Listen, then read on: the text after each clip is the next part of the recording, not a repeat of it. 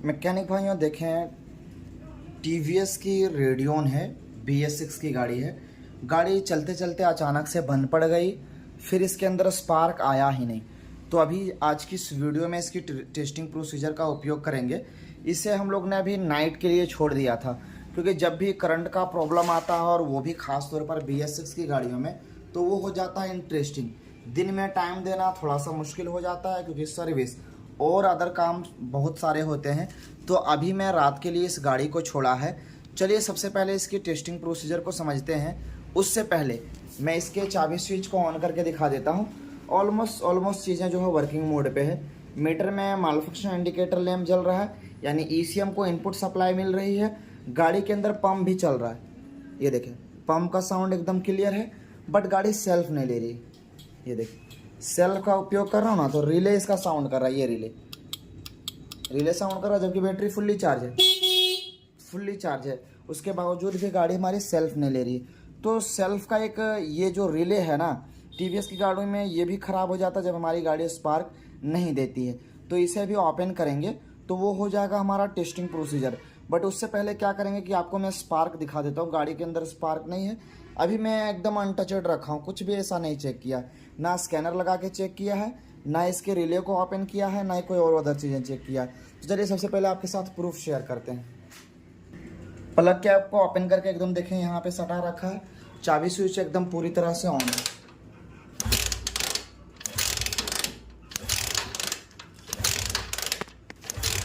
Spark नहीं। चलिए सबसे पहले इसके रिले को एक बार निकाल लेते हैं। रिले भी शॉर्ट होता है TVS की गाड़ियों में, तो ये कवर को जब निकालेंगे ना, तो ये इसका रिले निकलेगा। ये देखें 4 पिन का रिले होता है। काफ़ी समय ये डायरेक्ट हो जाता है, शॉर्ट हो जाता है, जिसकी वजह से ये प्रॉब्लम होता है। और ये जेन्युइन है, कंपनी रिकमेंडेड फिटिंग किया हुआ है, एकदम नया रिले। अब फिर से एक बार चेक करते हैं।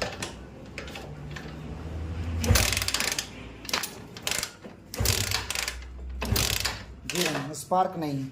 अब क्या करेंगे, इसके पिकअप कॉइल के रीडिंग को चेक करेंगे। चलिए वो देख लेते हैं, क्योंकि गाड़ी जल्दी जल्दी बंद हो रही है ना, तो पिकअप कॉइल ख़राब हो सकता है। तो इसकी रीडिंग चेक करते हैं। यहाँ पे इसका पिकअप कॉइल का कपलर होता है। एकदम अनटचड वीडियो रखेंगे, कहीं से भी आपको कुछ ऐसा कन्फ्यूजन नहीं हो, प्रॉब्लम तक पहुँचेंगे। किक मार के थक गए यार। ये वायर देखिए, ये जो 2 वायर होता है ना, ये इसके पिकअप कॉइल का होता है। कलर कोड तो आप सभी को TVS का एकदम अच्छी तरह से पता होना चाहिए। एक रहेगा ब्राउन कलर, दूसरा रहेगा वाइट कलर। तो ये जो एरिया है, ये मैग्नेट साइड से आता है। तो इसके अंदर क्या रीडिंग होना चाहिए, 50 से 200 ओम, 145, 150, 175, यहाँ तक भी जाएगा तो चलेगा। एक मल्टीमीटर लीजिए, 200 ओम पे लगाइए मल्टीमीटर, 200 ओम पे। ये देखें, अभी मल्टीमीटर को कहाँ पे फिक्स किया, 200 ओम पे, क्योंकि 50 से 200 का रीडिंग होना चाहिए। मल्टीमीटर को एक जगह पे हम लोग यहाँ पे रख देते हैं, लाइट करेक्ट ऑन करके। और उसके बाद ये दोनों पिन को, पिन 1 और पिन 2 को इसमें लेंगे, फिर एक्यूरेट रीडिंग इसका शेयर करेगी गाड़ी।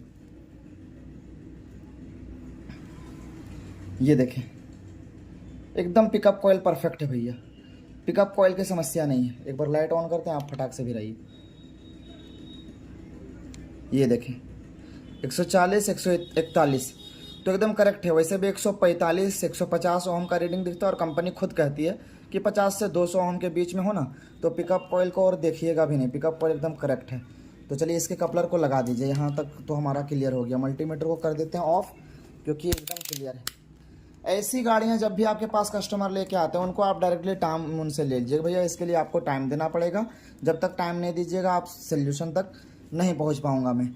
अब क्या है इसका नेक्स्ट स्टेप, हमें ये देखना है कि इसके अंदर 3 फेस पंप लगा हुआ है या 2 फेस पंप लगा हुआ है, उसका मेन खेल रहता है। तो चलिए इसके कपलर कनेक्शन को निकालते हैं। यहाँ पे अंदर पंप का कनेक्शन लगा होता है।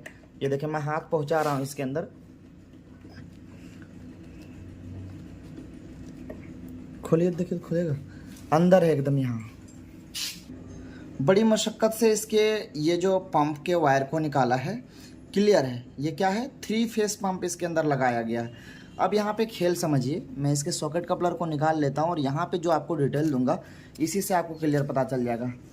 देखिए यहाँ पे लिखा हुआ TVS की मैन्युफैक्चरिंग, इसका बैच नंबर, इसकी मैन्युफैक्चरिंग डेट, इसका पार्ट नंबर ND160640, ये इसका पार्ट नंबर कपलर कनेक्शन का। 3 फेस का पंप जिस भी गाड़ी में लगा हो उसका मेन जो प्रॉब्लम क्रिएट करता है करंट का, वो इसके 3 फेस ECM जो लगा होता है वो इसके सीट के नीचे लगा होता है। और उसका काम ये है कि जब भी उसको सारा सिग्नल मिल नहीं जाता, सेंसर्स का हो, एक्चुएटर्स का हो, इंजेक्टर्स का हो, पंप का हो, वायरिंग का हो, कहीं से भी कुछ मिसिंग लगा वो स्पार्क जनरेट नहीं करेगा। तो अभी गाड़ी के अंदर पंप चल रहा है, पंप की समस्या नहीं है और ना ही हमारी ECM खराब है क्योंकि मीटर में चेक लाइट जल रहा है। तो अभी एंड में एक चीज़ जो बचता है वो है इंजेक्टर फेलियर रहा। चलिए मैं राइट साइड से दिखाता हूँ, तो फिर हमारी गाड़ी जो है स्पार्क जनरेट नहीं करेगी। अब देखें इसके इंजेक्टर के साइड आए हैं, तो ये जो इंजेक्टर है ना, ये अगर ख़राब रहा तो फिर भी हमारी गाड़ी स्पार्क जनरेट नहीं करेगी, क्योंकि 3 फेस पंप जिसके अंदर लगा हो जब तक इंजेक्टर नहीं जुड़ा रहेगा, जब तक गाड़ी के अंदर स्पार्क जनरेट नहीं होगा। तो अभी टेस्टिंग के लिए क्या करेंगे हम लोग, ये इसके अंदर दूसरा इंजेक्टर हम लोग लगाएंगे ताकि इसके ECM को सिग्नल मिल सके। दीजिए तो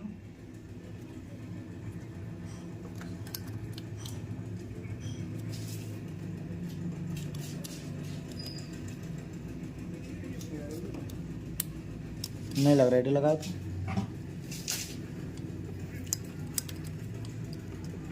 लग गया। चलो किक मारो।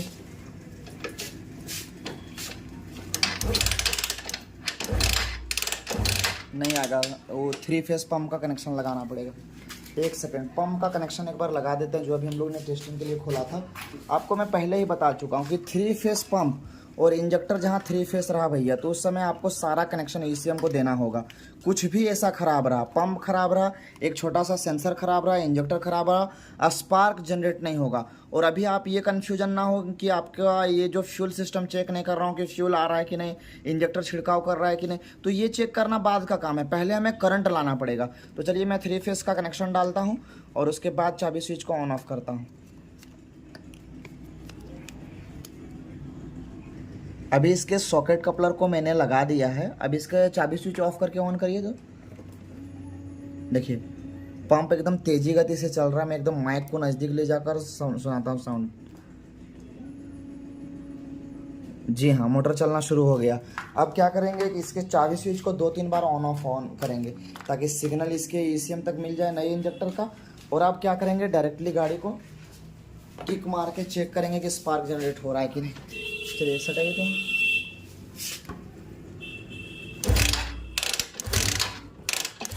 और नज़दीक लाइए, आया था, स्पार्क आना एकदम शुरू हो गया। थोड़ा सा और तेज आना चाहिए। अभी स्टैंड पे अच्छे से होल्ड किए हैं ताकि आपको स्पार्क दिखा सकूं। चलिए मारिए मारिए मारिए, देखिए करंट एकदम आ रहा ना तेजी गति से, छोड़ दीजिए।